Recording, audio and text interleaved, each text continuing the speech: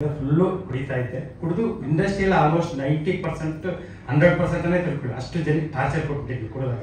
ನಾನು ಮಾತಾಡಿ ಸುಮ್ಮನೆ ಅವ್ರಿಗೆ ಏನು ಮಾಡ್ತಾ ಇದ್ರಿ, ಅವ್ರಿಗೆಲ್ಲ ಫುಲ್ ಬಿಸಿ ಇರ್ತಾರೆ, ಫೋನ್ ರಿಜೆಕ್ಟ್ ಲಿಸ್ಟ್ಗೆ. ಅದಕ್ಕೆ ಯಾವ ಆರ್ಟಿಸ್ಟ್ ಅಂದ್ರೆ ಅಯ್ಯೋ ಋಷಿನ ಒಂದು ಸವಾಸನೆ ಬೇಡ ಅನ್ನೋ ಥರ ಆಗ್ತಾರೆ. ಆಮೇಲೆ ಬಾಸ್ ಯಾವಾಗಲೂ ಮೊನ್ನೆ ಒಂದು 5-6 ತಿಂಗಳ ಹಿಂದೆಗಡೆ ಒಂದು ವಿಡಿಯೋ ಮಾಡಿದ್ದೆ. ವಿಡಿಯೋ ಮಾಡಿದ ತಕ್ಷಣ ಅದು ಆ್ಯಕ್ಚುಲಿ ನನ್ನ ಕರಿಯರ್ಗೆ ಪ್ಲಸ್ ತುಂಬಾ ತೊಂದರೆ ಆಗಿರೋದು. ನಾವೇನು ಕುಡಿದಾಗ ಏನೋ ಮಾಡ್ಬಿಟ್ಟು ಬಿಟ್ಬಿಟ್ಟಿದೆ.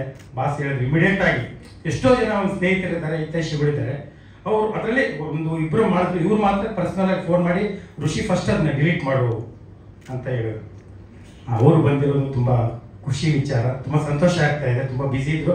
ಆಮೇಲೆ ಅವ್ರ ಫೋನು ಬಾಸ್ ಬರ್ಬೇಕಂದ್ರೆ ಯಾವ ಹಾಡು, ಆಲ್ಬಮ್ ಸಾಂಗ, ಏನು ಸಾಂಗು ಅದೆಲ್ಲ ಏನು ಕೇಳಿಲ್ಲ. ಆಯ್ತು ಋಷಿ ಬರ್ತೀನಿ ಅಂತ ಹೇಳಿದ್ರು. ಒಂದು ಬಿಡುಗಡೆ ಮಾಡಿಕೊಟ್ಟಿದ್ದಾರೆ. ಅವರ ಆಶೀರ್ವಾದ ಸದಾ ನಮ್ಮ ತಂಡದ ಮೇಲೆ ಇರಲಿ ಅಂತ ನಾನು ಕೇಳ್ಕೊಳ್ತೀನಿ. ಇವಾಗ 2ನೇ ಸಾಂಗ್ ಬಿಡುಗಡೆ ಮಾಡಿದ್ದು. ಫಸ್ಟು ಆಗದಿರುವ ಕೆಲಸ ಬದುಕಲ್ಲಿ ಏನೂ ಇಲ್ಲ ಮನಸ್ಸ ಅಂತ ಮಾಡಿದ್ವಿ. ಇವಾಗ ಇದು ಇವನೇ ಟೋಟಲ್ 5 ಸಾಂಗ್ ಇದೆ. 5 ಸಾಂಗ್ ಫಸ್ಟ್ ಬಿಡುಗಡೆ ಮಾಡಿ ನಂತರ ನಾವು ಶೂಟ್ ಹೋಗ್ತೀವಿ. ಕಾರಣ ಏನಂತಂದ್ರೆ ಇವಾಗ ಯಾರೋ ದೊಡ್ಡ ಸ್ಟಾರ್ಗಳದ್ದು ಬಿಡುಗಡೆ ಮಾಡಿದ್ರೆ ಒಂದು ದಿವಸಕ್ಕೆ 50 ಲಕ್ಷ 40 ಲಕ್ಷ ನೋಡ್ತಾರೆ. ನಾವು ಹೊಸಬ್ರದ್ದು ಆ ಸಾಂಗ್ ಎಷ್ಟೇ ಸೂಪರ್ ಹಿಟ್ ಇರಲಿ ಅದು ರೀಚ್ ಆಗ್ಬೇಕಂದ್ರೆ ಕೆಲವು ಸಮಯ ತಗೊಳುತ್ತೆ. ಅದಕ್ಕೋಸ್ಕರ ನಾವು ಶೂಟಿಂಗ್ ಮಾಡಿ ಕಾಯುವಂಥ ಪರಿಸ್ಥಿತಿ ಇರಲಿಲ್ಲ. ಇವಾಗ ಫಸ್ಟ್ ಈ ಸಾಂಗ್ ರಿಲೀಸ್ ಮಾಡ್ತೀವಿ, ಅದು ಪ್ರಮೋಷನ್ ಆಗ್ತಾ ಇರುತ್ತೆ, ಜೊತೆಗೆ ಶೂಟಿಂಗ್ ಆಗುತ್ತೆ. ನಾವು ಡಿಸೆಂಬರ್ಗೆ ಬಿಡುಗಡೆ ಮಾಡಬೇಕು ಅಂತ ತಿಳ್ಕೊಂಡಿದ್ದೀನಿ. ಆಮೇಲೆ ನಾನು ಆ್ಯಕ್ಚುಲಿ ನಾನು ಫಸ್ಟ್ ನಿರ್ಮಾಪಕನಾಗಿ ಬರಬೇಕು. ಎಲ್ಲರೂ ಒಳ್ಳೆ ಸಾಹಿತಿ ಅಂತಾರೆ. ನನಗೆ ತುಂಬ ಎಕ್ಸ್ಪರ್ಟ್ ಅಂದರೆ ನಾನು ನಿರ್ಮಾಣದಲ್ಲಿ ತುಂಬ ಎಕ್ಸ್ಪರ್ಟ್. ಎಲ್ಲರಿಗೂ ಗೊತ್ತಿದೆ ಕೇಳಿ. ಸಿನಿಮಾ ಮಾಡೋಕ್ಕೆ ಖಂಡಿತವಾಗ್ಲೂ ಅವ್ರ ಮುಂದೆ ಹೇಳ್ಬಾರ್ದು ನಾನು. ಸಿನಿಮಾ ಮಾಡೋಕ್ಕೆ ಖಂಡಿತವಾಗ್ಲೂ ದುಡ್ಡು ಬೇಕಾಗಿಲ್ಲ, ಒಳ್ಳೆ ಟೀಮ್ ಬೇಕು. ಇವು ಎಷ್ಟು ಕೋಟಿಗಟ್ಟಲೆ ಇರೋರು ಕೂಡ 5-6 ವರ್ಷದಿಂದ ಒಂದು ಸಿನಿಮಾ ನಿಂತಿರುತ್ತೆ, ಏನೋ ಸಮಸ್ಯೆ ಆಗಿರುತ್ತೆ. ಒಳ್ಳೆ ಟೀಮ್ ಇದ್ರೆ, ಒಳ್ಳೆ ಟೀಮ್ ಅಂದರೆ ಒಬ್ಬರನ್ನೊಬ್ಬರನ್ನ ಪ್ರೀತಿಸುವಂಥ ಟೀಮ್ ಇರಬೇಕು. ಅವ್ನು ಬೆಳೆದ್ರೆ ನಾವು ಖುಷಿ ಪಡಬೇಕು, ನಾವು ಬೆಳೆದ್ರೆ ಅವ್ರು ಖುಷಿ ಪಡಬೇಕು. ಅವ್ರು ಯಾರು ಸಿಂಪಲ್ ವಿಷಯಕ್ಕೆಲ್ಲ ಕಿತ್ತಾಟ ಆಗ್ಬಿಡ್ತಾರೆ. ನೀನು ಹೀರೋಯಿನ್ ಮೀಟ್ ಮಾಡೋಕ್ಕೆ ಅವ್ರು ಯಾರು ಅಪಾಯಿಂಟ್ಮೆಂಟ್ ಕೊಟ್ಟಿರ್ತಾರೆ, ಯಾರೋ ಒಂದು ಹೀರೋಯಿನ್ ನೋಡ್ಕೊಂಡು ಬರೋಣ, ಒಂದು 4-5 ಜನ ಪಾರ್ಟ್ನರ್ ಆಗ ಅವ್ನು ಕರ್ಕೊಂಡು ಹೋಗಿ ಇವ್ರು ಆ ಥರ ಚಿಕ್ಕ ಸಿಲ್ಲಿ ವಿಷಯಗಳಿಗೆಲ್ಲ ಮನಸ್ತಾಪಗಳು ಬಂದ್ಬಿಡ್ತವೆ. ಇದು ನನಗೆ ಈ ನಮ್ಮ ಸಿನಿಮಾ ಈ ಒಂದು ಇದಕ್ಕೆ ಕೈ ಜೋಡಿಸಿದವರು ನಮ್ಮ ಹರಿಕೃಷ್ಣ, ಟಿ ಸೋಮಶೇಖರ್ ಅವರು, ಮಧು ಅವರು, ಸುಮಾರು ಜನ, ಮಂಜುನಾಥ್ ಅವರು ಎಲ್ಲ ಇಲ್ಲಿರೋರು. ಆ್ಯಕ್ಚುಲಿ ಏನಂತಂದರೆ ನೋಡಿ, ನನ್ನ ಯಾರು ಬೇಜಾರು ಮಾಡ್ಕೊಂಡ್ರು ಪರವಾಗಿಲ್ಲ. ಸಿನಿಮಾ ರಂಗದಲ್ಲಿ ನಾನು ಕಲಾವಿದರಿಗೆ ದುಡ್ಡು ಕೊಟ್ಟು ಆ್ಯಕ್ಟ್ ಮಾಡಿಸಲ್ಲ. ಯಾಕೆ ಅಂತಂದರೆ ನಿರ್ಮಾಪಕರದ್ದು ಸಮಸ್ಯೆ ತುಂಬ ಇದೆ ಅಂತಂದರೆ ನನ್ಗೆ ಅನುಭವ ಆಗಿದ್ದು ಹೇಳ್ತೀನಿ. ನನ್ನ ಒಂದು ಸಾಂಗು ಸುಮಾರು ಜನಕ್ಕೆ ಒಳ್ಳೇದಾಗಲಿ ಅಂತ ಕೇಳ್ತೀನಿ. ಅವರೆಲ್ಲ ಆಮೇಲೆ ಬಿಹೇವ್ ಮಾಡಿದ ರೀತಿ ಎಲ್ಲ ನೋಡಿದ್ರೆ ಬೇಸರ ಅನಿಸುತ್ತೆ. ಇವಾಗ ಆರ್ಟಿಸ್ಟಲ್ಲಿ 2 ಥರ ಇರ್ತಾರೆ ಕಲಾವಿದರು. ಒಂದು ಪ್ರೊಫೆಷನಲ್ ಕಲಾವಿದರು ಇರ್ತಾರೆ, ಆಮೇಲೆ ಹಾಬಿ ಕಲಾವಿದರು ಇರ್ತಾರೆ. ಅಂದ್ರೆ ಜಸ್ಟ್ ಅವರೊಂದು ಇದಕ್ಕೋಸ್ಕರ ಮಾಡ್ತಾರೆ. ಪ್ರೊಫೆಷನಲ್ ಕಲಾವಿದರಿಗೆ ಅವರಿಗೆ ಬೇಕೇ ಬೇಕು, ದುಡ್ಡು ಬೇಕು. ಅಂಥವ್ರಿಗೆ ನಾವು ದುಡ್ಡು ಕೊಡಬೇಕಾಗುತ್ತೆ, ಪೇಮೆಂಟ್ ಮಾಡಬೇಕಾಗುತ್ತೆ. ಹಾಬಿ ಅಂದರೆ ಅವ್ರು ಬೇರೆ ಥರ ಎಲ್ಲ ಇರುತ್ತೆ. ಅವ್ರು ಏನೋ ಒಂದು ಕೆಲಸ ಮಾಡ್ತಾರೆ, ಬಿಸ್ನೆಸ್ ಮಾಡ್ತಾ ಇರ್ತಾರೆ. ಅವ್ರಿಗೆ ಸಿನಿಮಾದಲ್ಲಿ ಅಂಥವ್ರನ್ನ ಆಯ್ಕೆ ಮಾಡ್ಕೊಂಡಾಗ ನಮಗೆ ಖರ್ಚು ಕಮ್ಮಿ ಆಗುತ್ತೆ, ದುಡ್ಡು ಕೊಟ್ಟಿರೋದು ಅಡ್ಜಸ್ಟ್ ಆಗುತ್ತೆ. ಪ್ಲಸ್ ಅವರಿಂದ ನಮಗೆ ಸಹಕಾರನೂ ಸಿಗುತ್ತೆ. ಏನಂತಂದರೆ ಯಾವುದೋ ಒಂದು ಲೊಕೇಶನ್ ಬೇಕಂದಾಗ ಬನ್ನಿ ನಮ್ಮ ಮನೆಯಲ್ಲಿ ಶೂಟಿಂಗ್ ಮಾಡ್ಕೊಳ್ಳಿ ಅಂತಾರೆ. ಆಮೇಲೆ ಯಾವುದೋ ಪ್ರಾಪರ್ಟಿ ಬೇಕು, ನಮ್ಮ ಹತ್ರನೇ ಇದೆ ಅಂತಾರೆ. ಅದೆಲ್ಲ ಮಾಡಿದಾಗ ಒಂದು ಒಳ್ಳೆ ಟೀಮ್ ಇದ್ದರೆ ಒಳ್ಳೆ ಸಿನಿಮಾ ಮಾಡ್ಬೋದು. ಇದು ಡಿಸೆಂಬರ್ಗೆ ಬಿಡುಗಡೆ ಮಾಡಬೇಕು ಅಂತ ನಾವು ಪ್ಲಾನ್ ಮಾಡಿದ್ವಿ. ಇನ್ನೂ ಶೂಟಿಂಗ್ ಸ್ಟಾರ್ಟ್ ಆಗಿಲ್ಲ. ಅಕ್ಟೋಬರ್ 10ರಿಂದ ಶೂಟಿಂಗ್ ಸ್ಟಾರ್ಟ್ ಆಗುತ್ತೆ. ಬಡ್ಜೆಟ್ ಹೆವಿ ಬಡ್ಜೆಟ್ ಆ ಥರ ಏನಿಲ್ಲ. ಕಂಟೆಂಟ್ ಹೆವಿ ಇದೆ. ಕಂಟೆಂಟಲ್ಲಿ ತುಂಬಾ ಸ್ಟಫ್ ಇದೆ. ತುಂಬಾ ಆ ಸಿನಿಮಾ ಇವಾಗ ಫ್ರಾಡ್ ವಿಷಯ ಅಂತ ಏನಂತೀರಾ, ಅಲ್ಲಿ ನೀವು ಆಚೆಗಡೆ ಬಂದಾಗ ನೀವು 1 ಕೋಟಿ ರೂಪಾಯಿ ಕೊಟ್ಟು ನೀವು ಒಂದು ಫ್ರಾಡ್ ಏನೆಂದ್ರು ನೀವು ಅನ್ನಲ್ಲ. ಆ ಥರ ಸಬ್ಜೆಕ್ಟು. ಹೋಗ್ತಾ ಅದು ಇದಾಗುತ್ತೆ. ಒಳ್ಳೆ ಹಾಡುಗಳಿದ್ದಾವೆ. ಆಮೇಲೆ ಸುಮಾರು ನಾನು 3 ಸಾಂಗ್ ಸೂಪರ್ ಡೂಪರ್ ಹಿಟ್ ಆಗಿದೆ, ಅದನ್ನು ಯೂಸ್ ಮಾಡ್ಕೊತಾ ಇದ್ದೀನಿ. ಟೋಟಲ್ 8 ಸಾಂಗ್ಗಳಿದ್ದಾವೆ. ತುಂಬ ಕಮ್ಮಿ ಬಡ್ಜೆಟಲ್ಲಿ ಮಾಡ್ತೀವಿ. ನನಗೆಲ್ಲ ಸಹಕಾರ ಕೊಟ್ಟ ಎಲ್ಲರಿಗೂ ಶಂಕರ್ ಕ್ಯಾಮ್ರಾಮನ್ ನಮ್ಗೆ 20 ವರ್ಷದಿಂದ ನಮ್ಮ ಜೊತೆಲಿದ್ದಾರೆ. ಮ್ಯೂಸಿಕ್ ಡೈರೆಕ್ಟರ್ ಶ್ರೀಗುರು. ಕ್ಯಾಮ್ರಾಮನ್ ಯಾವ ಥರ ಅಂದ್ರೆ 7 ಗಂಟೆಯಲ್ಲಿ ನೈಟ್ 7 ಗಂಟೆಯಲ್ಲಿ ಡೇ ಶಾಟ್ ತೆಗೆದುಕೊಡ್ತಾರೆ. ಅಷ್ಟೊಂದು ನಮ್ಮ ಟೀಮೆಲ್ಲ ತುಂಬ ಚೆನ್ನಾಗಿದೆ. ತುಂಬ ಖುಷಿ ಆಗ್ತಾ ಇದೆ. ನಾಯಕರ ಬಗ್ಗೆ ಹೇಳ್ಬೇಕು. ಇದರಲ್ಲಿ 4 ಜನ ನಾಯಕಿಯರು. 4 ಜನ ನಾಯಕರು ಅಂತಂದರೆ 4 ಜನ ನಾಯಕರು ಏನಪ್ಪ ಇವು ಅನ್ನೋದೊಂದು ಇದು ಬರುತ್ತೆ. ಸಿನಿಮಾ ನೋಡಿದಾಗ 4 ಜನದ ಅವಶ್ಯಕತೆ ಇದೆ. ಸಬ್ಜೆಕ್ಟ್ ಬಂದ್ಬಿಟ್ಟು ಇದುವರೆಗೂ ಯಾರು ಟಚ್ ಮಾಡಿಲ್ಲ, ಭಯ ಬಿಡ್ತಾರೆ. ಇದನ್ನ ಹೆಂಗೆ ಇದು ಮಾಡೋದು ಅಂತ ಸಿನಿಮಾ ನೋಡೋದಾಗ ಗೊತ್ತಾಗುತ್ತೆ. ಖಂಡಿತವಾಗ್ಲೂ ತುಂಬ ಡೆಲಿಕೇಟ್ ಸೂಕ್ಷ್ಮ ಸಬ್ಜೆಕ್ಟ್ ಇದು. ಜನಗಳಿಗೆ ಇಷ್ಟ ಆಗುತ್ತೆ ಅಂದ್ಕೊಂಡಿದ್ದೀನಿ. ಆದಷ್ಟು ಬೇಗ ಬಿಡುಗಡೆ ಮಾಡ್ತೀವಿ. ನಿಮ್ಮ ಸಹಕಾರ, ಪ್ರೀತಿ, ಆಶೀರ್ವಾದ ಇರಲಿ. ಧನ್ಯವಾದಗಳು. ಯಾರಾದರೂ ಮರ್ತಿದ್ರೆ ಯಾರಾದ್ರೂ ಸರಿ ಫ್ರಾಡ್ ಋಷಿ ಅಂತ ಯಾಕೆ ಇಡೋದಕ್ಕೆ ಕಾರಣ ಅಂತಂದ್ರೆ ನೀವು ಸಿನಿಮಾ ನೋಡಿದಾಗ ಗೊತ್ತಾಗುತ್ತೆ ಫ್ರಾಡ್ ಋಷಿ ಅಂತ ಏನ್ ಇಟ್ಟಿದ್ದೀವಿ ಅಂತ ಅಂದ್ಬಿಟ್ಟು. ಆಕ್ಚುಲಿ ಫ್ರಾಡ್ ಅಂತಂದ್ರೆ ನೋಡಿ ಸರ್, ಜಗತ್ತಲ್ಲಿ ನಾನು ಯಾರೋ ಒಬ್ರು ಲಾಸ್ಟ್ ಸಾಂಗ್ ಬಿಡುಗಡೆ ಸಮಯದಲ್ಲಿ ಆಂಕರ್ ಹೇಳಿದ್ರು, ಯಾರೋ ದಿವ್ಯ ಆಗೋರು ಅವರು, ಜಗತ್ತಲ್ಲಿ ನೀನ್ ಚೆನ್ನಾಗಿರು, ನೀನ್ ಬದಲಾಗು, ನೀನು ಇದು ಮಾಡು, ನಾವು ಫುಲ್ಲು ವೇದಾಂತ ಹೇಳ್ತೀವಿ, ಅಂದ್ರೆ ನಾವೆಷ್ಟು ಬದಲಾಗಿದ್ದೀವಿ, ನಾವು ಬೇರೆಯವರಿಗೆ ಬುದ್ಧಿ ಹೇಳೋದಕ್ಕಿಂತ ಮುಂಚೆ ನಾವೆಷ್ಟು ಒಳ್ಳೆಯವರು, ನಾವೆಷ್ಟು ಬದಲಾಗಿದ್ದೀವಿ ಅನ್ನೋದು ಬದಲು ನಾವು ಬೇರೆಯವ್ರನ್ನ ಫ್ರಾಡ್ ಅಂತ ಕರೆದ್ರೆ ಅವರು ಅದು ಸಮಾಜ ಯಾರು ಒಪ್ಪಲ್ಲ, ನಮಗೆ ನಾವೇ ಫ್ರಾಡ್ ಅಂತ ಕರ್ಕೊಂಡಾಗ ನಮ್ಗೆ ಯಾರು ಪ್ರಶ್ನೆನೂ ಮಾಡಲ್ಲ ಅಂತ ಫ್ರಾಡ್ ವಿಷಯ ಅಂತ ಹೇಳ್ತೇವೆ.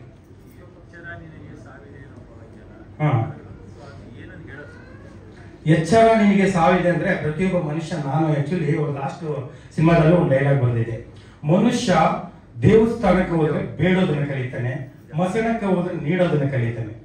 ಮಸಣಕ್ಕೆ ಅಂತಂದ್ರೆ ಇವಾಗ ದೇವಸ್ಥಾನಕ್ಕೆ ಯಾಕಂತಂದ್ರೆ ನಾವು ಹೋದ ತಕ್ಷಣ ಏನ್ ಕೇಳ್ತೀವಿ, ನಮ್ಮ ಮಕ್ಕಳು ಚೆನ್ನಾಗಿರ್ಲಿ, ನಮ್ಮ ಮಕ್ಕಳಿಗೆ ಒಳ್ಳೆ ವಿದ್ಯಾಭ್ಯಾಸಗಳು, ನಮ್ಮ ಬಿಸ್ನೆಸ್ ಸಕ್ಸಸ್ ಆಗ್ಲಿ. ದೇವಸ್ಥಾನಕ್ಕೆ ಹೋದ್ರೆ ಬರೀ ಬೇಡೋದನ್ನೇ ಕೇಳ್ತೀವಿ. ಮಸಣಕ್ಕೆ ಹೋದಾಗ ಮನುಷ್ಯನಿಗೆ ಸಾವಿದೆ ಅಂತ ಗೊತ್ತಾಗುತ್ತೆ. ಯಾವಾಗ ಸಾವಿದೆ ಅಂತ ಗೊತ್ತಾಗುತ್ತೆ ಮನುಷ್ಯ ಒಳ್ಳೆ ಕೆಲಸ ಮಾಡೋದು. ದೊಡ್ಡ ಇವರೆಲ್ಲ ಹೇಳೋದೇನಂದ್ರೆ ಮಸಣ ಆಕ್ಚುಲಿ ಊರ್ ಸೆಂಟ್ರಲ್ ಇರಬೇಕು, ದೇವಸ್ಥಾನ ಊರು ಹೊರಗಡೆ ಇರಬೇಕು ಅಂತ. ಮಸಣನ ಮನುಷ್ಯ ಡೈಲಿ ನೋಡ್ತಾ ಇದ್ರೆ ಅವ್ನಿಗೊಂದು ಒಳ್ಳೆ ಥಾಟ್ ಬರುತ್ತೆ, ನಾನು ಏನಾದ್ರು ಒಳ್ಳೇದು ಮಾಡಬೇಕು. ಅದು ಬಿಟ್ಟು ನಾವು ದೇವಸ್ಥಾನಕ್ಕೆ ಹೋದ್ರೆ ಬರೀ ನನಗೆ ಅದು ಸಕ್ಸಸ್ ಆಗಲಿ, ಇದು ಬರೀ ಬೇಡ್ತಾನೆ ಇರ್ತೇನೆ ಹೊರತು ಅವ್ನು ನೀಡಲ್ಲ. ಆ ಒಂದು ಕಾರಣದಿಂದ ಅವ್ರು ಸಾವನ್ನ ನೆನೆಸ್ಕೊ, ನಿನ್ಗೆ ಮನುಷ್ಯ ಮಾನವ ಎಚ್ಚರ, ನಿನಗೆ ಸಾವಿದೆ.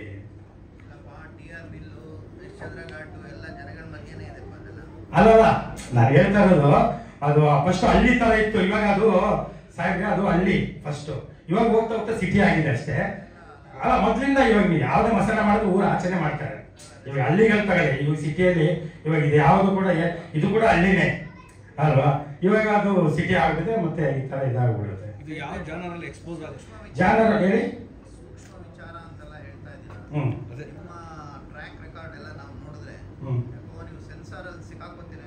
ಇಲ್ಲ ಸರ್, ಇಲ್ಲ ಆತರ ಸೆನ್ಸಾರ್ ಇಲ್ಲ, ತುಂಬಾ ಮೆಸೇಜ್ ಇದೆ ಆತರ ಏನು ಇಲ್ಲ. ಇಲ್ಲಿ ನೋಡಿದ್ರೆ ಗೊತ್ತಾಗುತ್ತೆ ಹೀರೋಯಿನ್ ಕಾಸ್ಟ್ಯೂಮ್ ಆ ತರ ಇದೆ, ಆ ತರ ಯಾವ್ದು ಒಲಗರು ಡೈಲಾಗ್ಸ್ ಆಗ್ಲಿ ಇರಲ್ಲ.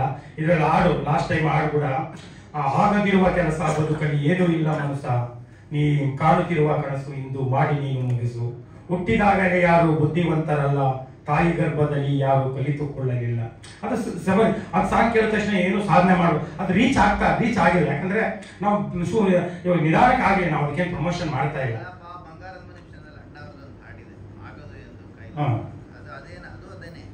ಅಲ್ಲ ಕರೆಕ್ಟ್. ಅದರಿಂದ ನಿಮ್ಗೆ ಎಷ್ಟೋ ಜನ ನೀವು ಹಿಂಗೆ ಸರ್, ಎಷ್ಟೋ ಜನ ಸಿಟಿಯಲ್ಲಿ ಕೆಲಸ ಮಾಡೋರು ಹಳ್ಳಿಗೆ ಹೋಗ್ಬಿಟ್ಟು ಎಲ್ಲ ವ್ಯವಸಾಯ ಮಾಡಿದ್ದಾರೆ ಸರ್. ಅದು ಬೇಡ ಸರ್, ಒಳಿತು ಮಾಡೋ ಮನುಷ್ಯ. ನಾನು ನನ್ನ ಎಕ್ಸಾಂಪಲ್ ಕೊಡ್ತೀನಿ. ಒಳಿತು ಮಾಡೋ ಮನುಷ್ಯದಿಂದ ನನಗೆ ದಿವಸಕ್ಕೆ ಏನಿಲ್ಲ ಅಂದ್ರೆ 4-5 ಮೆಸೇಜ್ ಬರುತ್ತೆ. ಒಂದು ವಾರದಲ್ಲಿ 1 ಸಲ 2 ಸಲ ಅಮೆರಿಕದಿಂದ ಫೋನ್ ಮಾಡ್ತಾರೆ. ಒಬ್ಬ ಡಾಕ್ಟರ್ ಇಲ್ಲಿ ಮೆಸೇಜ್ ಕಳಿಸಿದ್ದಾರೆ, ಸರ್ ನಾವು ನನ್ನ ಗಂಡ ಹೆಂಡತಿ ತುಂಬಾ ಜಗಳ ಆಗ್ತಾ ಇದ್ವಿ, ಹೆಂಡತಿ ಹೋಗ್ಬಿಟ್ಲು, ಅವಳು ಹಾಡು ಕೇಳ್ತಾ ಇದ್ಲು, ನಾನು ಈ ಹಾಡು ಕೇಳ್ತಾ ಇದ್ದೆ, ಇವಾಗ ಅನ್ಯೋನ್ಯವಾಗಿದ್ದೀವಿ ಸರ್, ಧನ್ಯವಾದಗಳು ಅಂತ ಹೇಳ್ತಾರೆ. ತವ್ರ ಮನೆಗೆ ಹೋಗ್ಬಿಟ್ಟಿದ್ಲು ಅಂತ ಹೇಳಿದಾಗ ಆತರ ಸುಮಾರು ಜನ ಸರ್, ಅದು ಸುಮಾರು ಜನ ನಿಮ್ಮಿಂದ ಈ ತರ ಒಂದು ಸ್ಟೇಜಲ್ಲಿ ಕೂತ್ಕೊಂಡಾಗ ಸ್ವಾಮೀಜಿಗಳು ಅವರು ಯಾರೋ ಒಬ್ರು ಬರ್ತಾರೆ, ಬಂದ ತಕ್ಷಣ ನೀವು ಬರ್ತಿದ್ದು.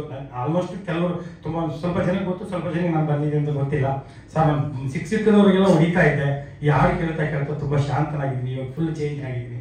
ಒಂದು ಕೊಲೆ ಮಾಡೋ ಆತರ ಒಬ್ಬ ಸಾಹಿತ್ಯಕ್ಕೆ ಜಗತ್ತಲ್ಲಿ ಏನಾದ್ರು ಒಂದು ಶಕ್ತಿ ಇದ್ರೆ ಅದು ಸಾಹಿತ್ಯಕ್ಕೆ, ಜನರನ್ನ ಬದಲಾಯಿಸುವಂತ ಶಕ್ತಿ ಇದ್ರೆ ಅದು ಸಾಹಿತ್ಯಕ್ಕೆ ಮಾತ್ರ ಅಂತ ನಾನು ನೋಡಿದ್ದೀನಿ. ಇದೆ ಇದರಲ್ಲಿ ಬದಲಾಗಿ ಬಿಡು ಮನುಸ, ನೀನು ಎಲ್ಲಿ ಇರುವುದು ಮೂರೇ ದಿವಸ, ದಾನ ಧರ್ಮದ ಹಾದಿ ಹಿಡಿ, ಸತ್ಯ ಮಾರ್ಗದಲ್ಲಿ ನೀನು ನಡಿ, ಪ್ರೀತಿ ಪ್ರೇಮವ ಹಂಚಿ ಬಿಡು, ಅನಾಥರ ಸೇವೆಗೆ ನಿಂತು ಬಿಡು. ನಿನಗಿಂತಲೂ ಬುದ್ಧಿವಂತರು ಮಣ್ಣಲ್ಲಿ ಮಣ್ಣಾಗಿರು, ನಿನ್ನ ಅಹಂಕಾರ ಎಲ್ಲ ಕಟ್ ಮಾಡು. ಜಗತ್ತು, ನಾನು ಒಂದು ಇದರಲ್ಲಿ ಹೇಳಿದೆ ನೋಡಿ, ಈ ಅರ್ಧ ಜಗತ್ತು ಗೆದ್ದ ಅಲೆಕ್ಸಾಂಡರ್ನೇ ಈ ಜಗತ್ತು ಬರ್ತೋಗ್ಬಿಡ್ತು. ನಾವು ನೀವೆಲ್ಲ ಯಾವ ಲೆಕ್ಕ, ಯಾಕೆ ಏನೋ ಒಂದು 10 ಕೋಟಿ 20 ಕೋಟಿ 5 ಕೋಟಿ ಮಂದಿ ಯಾಕೆ ದುರಾಂಕಾರವಾಗಿ ಬೆರೀತೀರಾ ಅನ್ನೋದು ಇದು ಕಾನ್ಸೆಪ್ಟ್. ಮೊದಲು ನೀನ್ ಬದಲಾಗುವಂತ ಎಲ್ಲ ಹೇಳ್ತಾ ಇದಾರೆ ಅಂತ, ಎಷ್ಟು ಬದಲಾಗಿದೆ ನಾನು ಆ್ಯಕ್ಚುಲಿ ಅದು ಕಾನ್ಸೆಪ್ಟ್ ಏನು ಗೊತ್ತಾ, ಜಗತ್ತನ್ನ ನೀನು ಬದಲಾಯಿಸ್ತೀನಿ ಅಂತ ಹೇಳ್ತೀಯಲ್ಲ, ಮೊದಲು ನೀನು ಬದಲಾಗು ಅಂತ ನನ್ನ ಕಾನ್ಸೆಪ್ಟು. ನಿಜವಾಗ್ಲೂ ನೀವು ಎಷ್ಟು ನಂಬ್ತಿರೋ ಗೊತ್ತಿಲ್ಲ, ನಾನು ಯಾವ ಬುಕ್ಸು ಓದಲ್ಲ. ಆಯ್ ಬೆಂಗಳೂರು ಓದಿದ್ದೆ, ಲಾಸ್ಟ್ ಆಯ್ ಬೆಂಗಳೂರು ಲಂಕೇಶ್ ಪತ್ರಿಕೆ, ಆಮೇಲೆ ನಾನು ಬುಕ್ಸ್ ಎಲ್ಲ ಓದಿ ಅಭ್ಯಾಸ ಇಲ್ಲ. ಅಲ್ಲಿ ಲಾಸ್ಟ್ ಟೈಮ್ ಅವ್ರು ಹೇಳಿದ್ರು, ಯಾರು ದಿವ್ಯಾದವರು ಅವ್ರು ಹೇಳೋದು, ಇದು ರಾಮಕೃಷ್ಣ ಪರಮಹಂಸರು ಹೇಳಿದ್ದು, ಫಸ್ಟ್ ನೀನು ಬದಲಾಗು, ಬೇರೆಯವ್ರನ್ನ ಬದಲಾಗ ಅಂತ ಹೇಳ್ಬೇಡ. ಅದು ನನಗೆ ಗೊತ್ತಿಲ್ಲ. ನಾನು ಏನು ಕಾನ್ಸೆಪ್ಟ್ ಅಂದರೆ, ಜಗತ್ತು ನೀನು ನಮಗೆ ಅನ್ಸುತ್ತೆ ನಾವು ಸುಮ್ಮನೆ ಒಳಿತು ಮಾಡೋ ಮನುಷ್ಯ ಅಂತೆಲ್ಲ ಬರ್ದಿರ್ತೀವಿ. ಕೆಲವು ಸಲ ನೋಡಿ, ಜಗತ್ತಲ್ಲಿ ನಾನು ಸಾಧನೆ ಅಂತ ಏನು ತಿಳ್ಕೊಂಡಿದ್ದೀನಿ ಅಂದರೆ, ಸಾಧನೆ 1000 ಕೋಟಿ ದುಡಿಯೋದು, ವರ್ಲ್ಡ್ ಪೂರ್ತಿ ಹೆಸರು ಮಾಡೋದು, ಆಮೇಲೆ 100 ಎಕರೆ ಜಮೀನು ಮಾಡೋದು ಅಂತ ಸಾಧನೆ ಅಂತ ದೇವರನ್ನ ಅನ್ಕೊಂಡಿಲ್ಲ ನಾನು. ಸಾಧನೆ, ಮನುಷ್ಯನ ನಿಜವಾದ ಸಾಧನೆ ಏನಂದ್ರೆ ನಮ್ಮಲ್ಲಿರೋ ಕೆಟ್ಟ ಗುಣಗಳನ್ನು ಕೊಲ್ಲೋದೆ. ಅಸೂಹೆ, ಹೊಟ್ಟೆ ಕಿಚ್ಚು, ಕೋಪ, ದ್ವೇಷ, ಅದನ್ನ ಕೊಲ್ಲೋದೇ ದೊಡ್ಡ ಸಾಧನೆ. ಅದು ಪರಿಪೂರ್ಣ ಆಗಲ್ಲ ಮನುಷ್ಯನಿಗೆ. ಎಂಥ ದೊಡ್ಡ ಮನುಷ್ಯ ಆದ್ರೂ ಯಾರೋ ಎಷ್ಟು ಕೆಲವರು ಬೆಲ್ಲನಿಕೆ ಅಷ್ಟು ಮಾತ್ರ ಅವರೆಲ್ಲ ಇರೋ ಕೆಟ್ಟ ಗುಣಗಳನ್ನ ಕೊಂದಿರ್ಬೋದು. ಇಷ್ಟಾದ್ರೂ ಆ ಗುಣ ಇರುತ್ತೆ ಮನುಷ್ಯನಿಗೆ, ಅದನ್ನ ಕೊಲ್ಲೋದೇ ದೊಡ್ಡ ಸಾಧನೆ ಅಂತ ನನ್ನ ಒಂದು ಅನಿಸಿಕೆ. ಬದಲಾಗಿದ್ದೀನಿ. ಇಲ್ಲಿ ನಾವು ದಯವಿಟ್ಟು ಒಳ್ಳೆ ಪ್ರಶ್ನೆ ಕೇಳಿದ್ರಿ. ನಾನು ನೋಡಿ ಸಾಹೇಬ್ರೆ, ನಾನು ದೊಡ್ಡ ಕುಡುಕ. ನಾನು ಕುಡಿದು ಬಿಟ್ಟು ರೋಡಲ್ಲಿ ಬೀಳ್ತಾ ಇದ್ದೆ. ಇನ್ನೂ 4 ತಿಂಗಳಿಂದ ನೋಡಿದವ್ರಿಗೆ ಗೊತ್ತಿರುತ್ತೆ, ನನ್ನನ್ನು ಯಾರಾದರೂ ಈ ಬೆಗ್ಗರ್ ಕಾಲೋನ್ಸರ್ ಬಂದರೆ ಎತ್ಕೊಂಡು ಹೋಗ್ತಾರೆ. ಆ ಪರಿಸ್ಥಿತಿ, ಆ ಒಂದು ಇದರಲ್ಲಿದ್ದೆ. ಸಡನ್ ಆಗಿ ನನ್ನನ್ನು ಬದಲಾವಣೆ ಮಾಡಿದ್ದು ಅಂತಂದರೆ, ಫಸ್ಟು ಶೋಭಾ ರಾಣಿಯವರು, SP, ಯಾರು ಬಳ್ಳಾರಿ SP ಶೋಭಾ ರಾಣಿಯವರು. ಆಮೇಲೆ ಇವರು ಮಾರುತಿ ಅಂತ ಸರ್ಕಲ್ ಇನ್ಸ್ಪೆಕ್ಟ್ರು ಉಪ್ಪಾರಪೇಟೆ, ಆಮೇಲೆ ನಾರಾಯಣಗೌಡರು, ಆಮೇಲೆ ಮಹಾದೇವ ಸ್ವಾಮಿ. ಇವರು ಪ್ರಮುಖ 4 ಕಾರಣ. ಅಂದರೆ ಎಲ್ಲರೂ ನಮ್ಮ ಸೋಮಶೇಖರ್ ಅವರು, ಅವ್ರನ್ನ ಅವ್ರ ಜೊತೆಲೇ ಇರ್ತಾ ಇದ್ದೆ.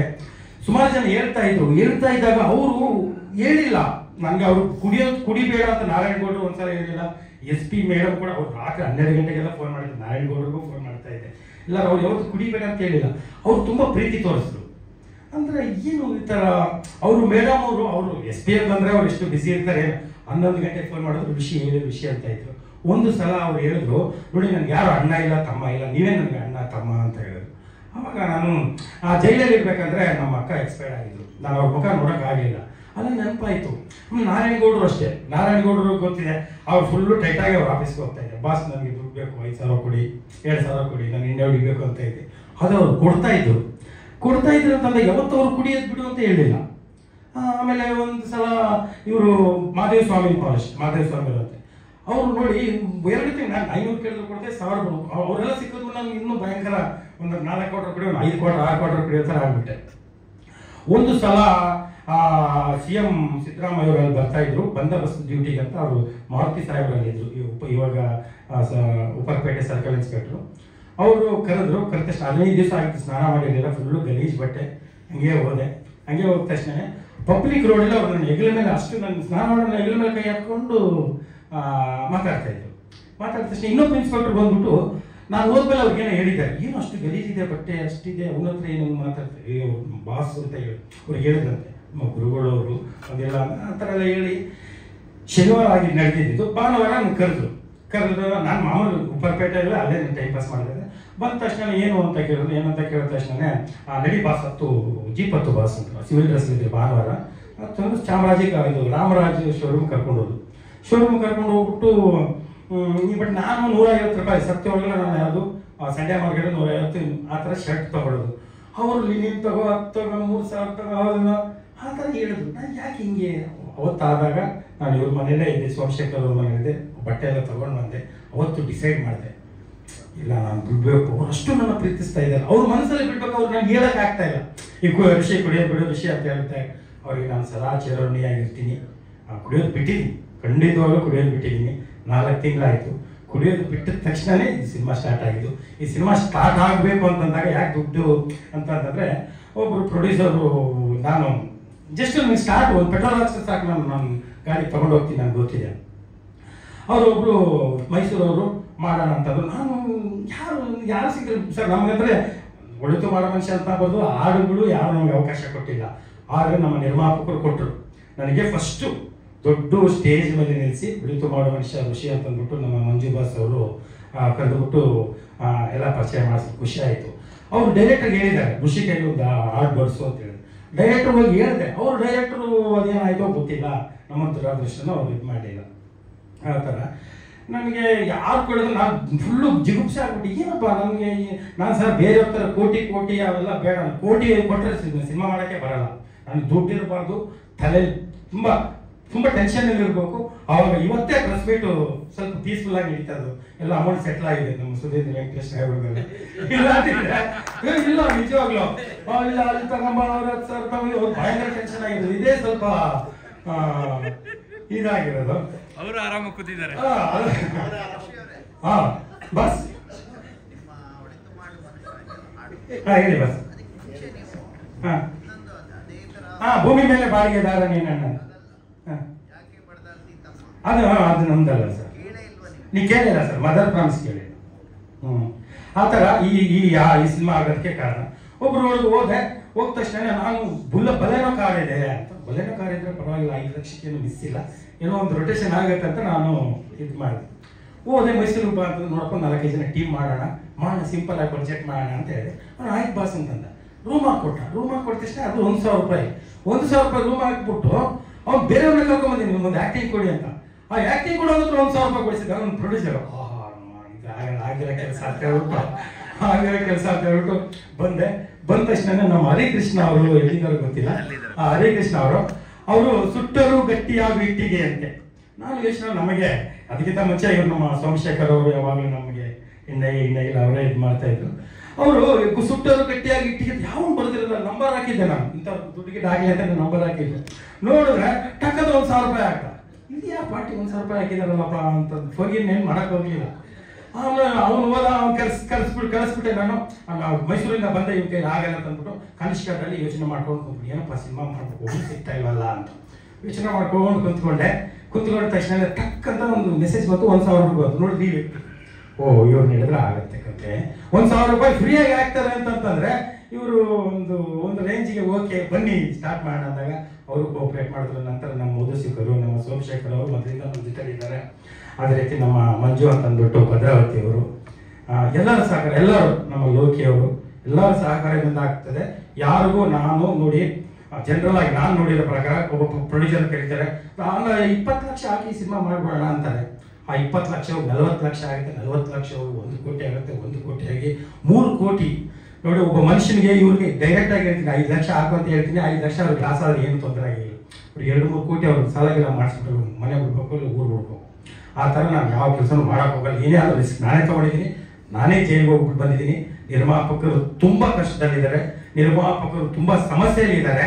ಆದರೆ ನಿರ್ಮಾಪಕರ ಸಮಸ್ಯೆ ಯಾರೂ ಅರ್ಥ ಮಾಡ್ಕೊಳ್ಳಲ್ಲ, ಅದು ಒಂದು ದುರಂತ. ಆ್ಯಕ್ಚುಲಿ ಸುಮ್ಮನೆ ಅನ್ನದಾತ ಅಂತ ಹೇಳ್ತಾರೆ, ಎಲ್ಲ ಕಡೆಯಿಂದಲೂ ನಿರ್ಮಾಪಕನಿಗೆ ಸಮಸ್ಯೆ ಇದೆ. ನಿಮಗೆ ಯಾವುದು ಲೊಕೇಶನ್ನಲ್ಲೂ ಸಮಸ್ಯೆ ಇದೆ, ಆಮೇಲೆ ನಿಮ್ಮದು ಸೆನ್ಸಾರಲ್ಲೂ ಸಮಸ್ಯೆ ಇದೆ. ಅದು ಯಾವುದೋ ಸುಮಾರು ಒಂದು 100 ವರ್ಷದ ಹಿಂದಿನ ಒಂದು ಬೈಲ ಇಟ್ಕೊಂಡು ಅದರಲ್ಲೇ ಮಾಡ್ತಾರೆ. ಒಂದು ಡೈರೆಕ್ಟ್ ಏನೋ ಕಾನ್ಸೆಪ್ಟ್ ಇರುತ್ತೆ, ಆ ಕಾನ್ಸೆಪ್ಟ್ ರೀಚ್ ಮಾಡೋಕ್ಕಾಗದಂಥ ಪರಿಸ್ಥಿತಿಯಲ್ಲಿ ಓದಾಡ್ತಾ ಇದ್ದೇನೆ. ಇದೆಲ್ಲ ಬಗೆಹರಿಬೇಕು ಅಂತ ನಾನು ಕೇಳ್ತೀನಿ.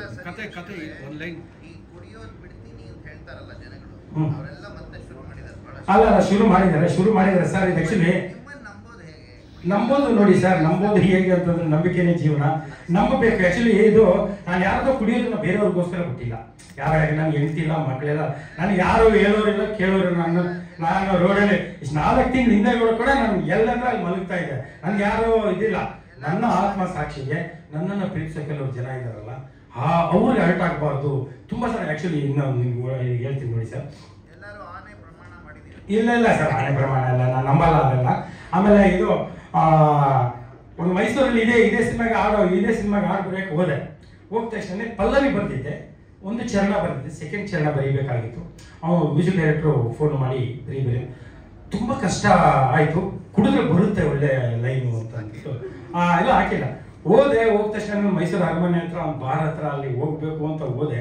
ಅವರೆಲ್ಲ ನೆನಪಾದ್ರು ನನಗೆ, ನಾರಾಯಣಗೌಡರು, ಶೋಭಾ ಅವರು, ಅಷ್ಟು ದೊಡ್ಡ ವ್ಯಕ್ತಿಗಳು ನಮ್ಮನ್ನು ಅಷ್ಟು ವಿಶ್ವಾಸ ಇಟ್ಟಿದ್ದಾರಲ್ಲ, ಅವರು ಅಲ್ಟ್ ಮಾಡ್ಬೋದು. ನನ್ನ ಆತ್ಮ ನಾನು ಕುಡಿದ್ರೆ ಗೊತ್ತಾಗಲ್ಲ ಅವ್ರಿಗೆ, ನನ್ನ ಆತ್ಮಕ್ಕೆ ನಾನು ಮೋಸ ಮಾಡ್ಕೋಬಾರ್ದು ಅಂತೇಳಿ ಸೆಕೆಂಡ್ ಚರಣ ಅದಕ್ಕಿಂತ ಸೂಪರಾಗಿ ಬಂತು, ತುಂಬ ಚೆನ್ನಾಗಿ ಬಂತು. ಆಮೇಲೆ ನೋಡಿ ಸರ್, ನಾವು ಅಂದ್ಕೊಂಡಿದ್ದೀವಿ ಕುಡಿದ್ರೆ ಚೆನ್ನಾಗಿ ಬರೀಬಹುದು ಅಂತ. ನಾನು ಎಲ್ಲೋ ಒಬ್ಬರು ಪ್ರಶ್ನೆ ಹೇಳಿದ್ರು ಲಾಸ್ಟ್ ಟೈಮ್. ನಮ್ಮ ಇವ್ರ ಕೆಳಗೆ ಒಬ್ರು ಬಂದು ಡಾಕ್ಟರ್ ಬಂದು ಕೇಳಿದ್ರು, ಬಹುತೇಕ ಈ ಥರ ಕುಡುಕರಾಗಿರ್ತಾರೆ ರೈಟರ್ಸ್ಗಳೆಲ್ಲ ಸುಮಾರು ನಾನು ನೋಡಿದಂಗೆ ಅಂತ ಅವ್ನು ಡಾಕ್ಟರ್ ಕೇಳಿದೆ ನನಗೆ. ನಾನು ಪ್ರಶ್ನೆನೇ ಗೊತ್ತಿಲ್ಲ, ಅವನೇನು ನಾನು ದೊಡ್ಡ ಮೇಧಾವಿಯಿಂದ ತಿಳ್ಕೊಂಡು ಕೇಳಿದ್ದಾನೆ. ಕೇಳಿದ ತಕ್ಷಣ ನಾನು ಒಂದು ಹೇಳ್ಬೇಕು ಹೊಡೆದ ತಕ್ಷಣ ಯೋಚನೆ ಮಾಡಿದೆ. ಹೌದು, ಅವ್ನು ಕೇಳಿದ್ದು ಕರೆಕ್ಟ್ ಅಲ್ಲ. ನಾನು ಆಲ್ಮೋಸ್ಟ್ ಆಲ್ ನಿಮಗೆ ನಾನು ರೈಟರ್ಸ್ ಜೊತೆ ಇದ್ದೀನಲ್ಲ, ಚಿತ್ರವಾಗಿ ನಾವು ಅವರೆಲ್ಲ ಬೇಜನ್ ಇದು ಮಾಡಿದ್ವಿ. ಅವ್ರದ್ದೆಲ್ಲ ನೆನಪಾಯ್ತು. ಹೌದಲ್ವಾ, ಅವ್ರು ಒಳ್ಳೆ ರೈಟ್ ನೋಡಿದ್ರೆ ಒಳ್ಳೆ ರೈಟ್ರು ನೋಡಿದ್ರೆ ಈಗ ಕುಡಿತಾನೆ, ಒಳ್ಳೆ ರೈಟ್ರು ನೋಡಿದ್ರೆ ನೀವು ಕುಡಿತೇನೆ, ಆ ಥರ ಒಂದು ಇದಾಯ್ತು. ಸುಮಾರು ಜನ ಇದ್ದಾರೆ ನಮ್ಮ ಇಂಡಸ್ಟ್ರಿನ ಫ್ರೆಂಡ್ಸ್, ಪಾಪ ಊರಲ್ಲೇ ಸೆಟ್ಲ್ ಆಗ್ಬಿಟ್ಟಿದ್ದಾರೆ ಅವರು. ಹಾಂ, ಥ್ಯಾಂಕ್ ಯು, ಧನ್ಯವಾದಗಳು ಸರ್, ಧನ್ಯವಾದ. ಇಲ್ಲ ಇಲ್ಲ ಇಲ್ಲ ಇಲ್ಲ ತುಂಬ ಧನ್ಯವಾದಗಳು.